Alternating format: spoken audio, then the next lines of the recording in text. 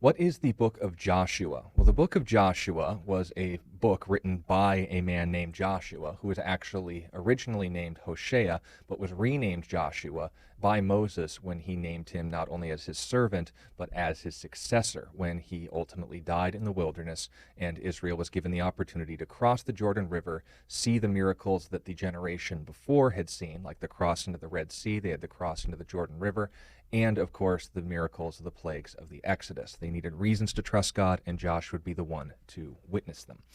In the timing of this book, it covers a 7-year period of time from the death of Moses in 1410 BC to 1403 BC, when Israel is starting to gain its bearings and establishing its initial borders. These wouldn't be the last borders. The greatest borders, as far as square footage is concerned in Israel, wouldn't be known until the time of the kings during the reign of Uzziah, I believe.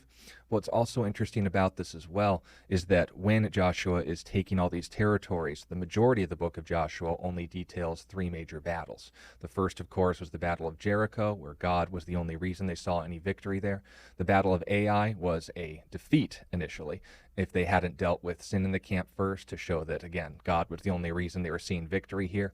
And the third was actually in defense of a Canaanite city that had surrendered by the name of Gibeon. And the Gibeonites, agreeing to surrender to the people of Israel, were given mercy by God, when of course they weren't entitled to it. But nonetheless, in these subsequent battles and the establishing of the borders, going into the time of Judges, this historical account is meant to give us an idea of what Israel had for it and had going against it in the time going into Israel's theocracy to anarchy transition, from God as government to no government, that every man did what was right in his own eyes.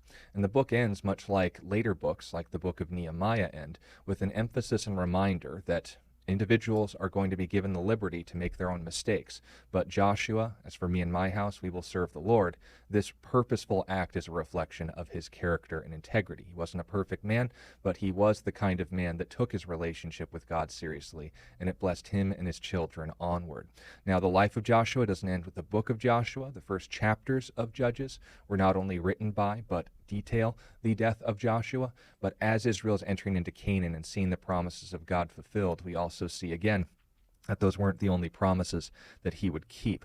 It's also worth noting that Joshua itself is a name that Jesus also adopted during his earthly ministry. Jesus is another pronunciation of the Hebrew name Yeshua, which is a combination of salvation and the name of God. So very appropriate that the one who led Israel to receive the promises of God also bore the name of the Messiah.